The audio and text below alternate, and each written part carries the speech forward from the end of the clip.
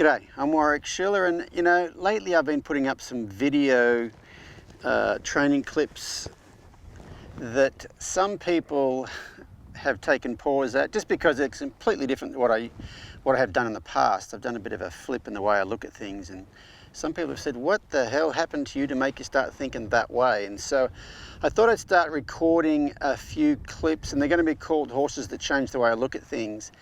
And the first clip is going to be about this little fella, Sherlock. So this is Sherlock, and he's the horse that started me down this whole new path that I'm on. But I don't really need to tell you the story here about Sherlock because I've already got it on film.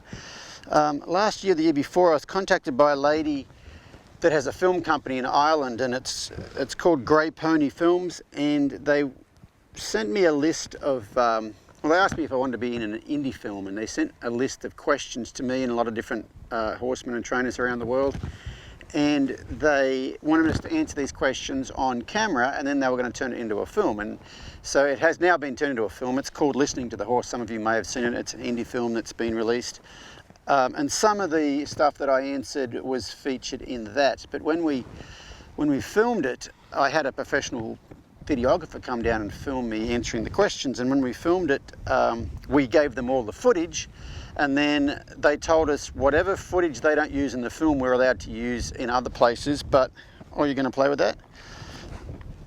Whatever footage they use in the film, we're not allowed to use what they use in the film, but what they don't use in the film we can use. So anyway, so this story is one that didn't make the cut, but it's about Sherlock here and how he started me on my newfound journey. So all this cool stuff is thanks to little Sherlock here.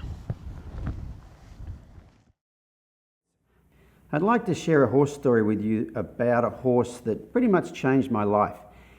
In 2015, the end of 2015, my wife was looking at buying a new reining horse, and there was one of two horses she was looking at. One was very, very athletic and talented, but he was a little bit weird, and he would spook at the judges' chairs when they went to show him. And the other one wasn't that talented, but pretty safe and steady. And at the time, I'd been doing clinics all around the world, people bringing me problem horses, anything from, Hanoverians to horses in carts to ponies. I was kind of on top of the world, and I could solve everything. And my YouTube channel was going great. I had 10 or 12 million views on that, and I was just on top of the world. And so I said to Robin, buy the horse. I can fix the spooking at the judges' chairs. That'll be easy. I can do that. So we bought the horse, and he was a phenomenal athlete, just an amazing horse. But he was very, very shut down, very in his own little world, and I could not get him out of his own little world. And nothing. I was at the limit of my knowledge at the time.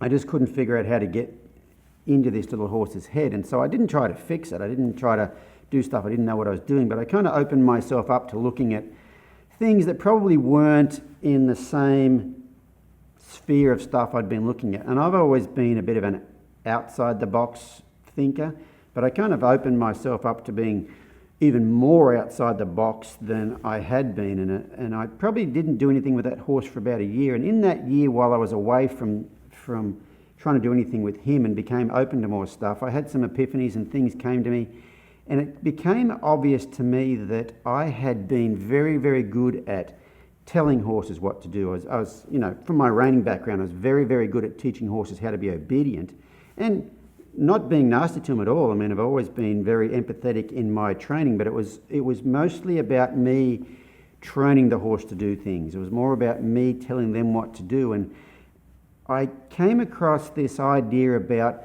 doing more listening than telling, like being more observant, doing things a lot slower, and most importantly was listening to the horse instead of telling the horse. And it was amazing going through that whole process with horses around the world. And I had a very humbling year because I spent the year doing clinics and trying to figure out this new stuff I was doing in front of crowds of people who'd paid me money to teach them stuff. So that's, I wouldn't recommend that.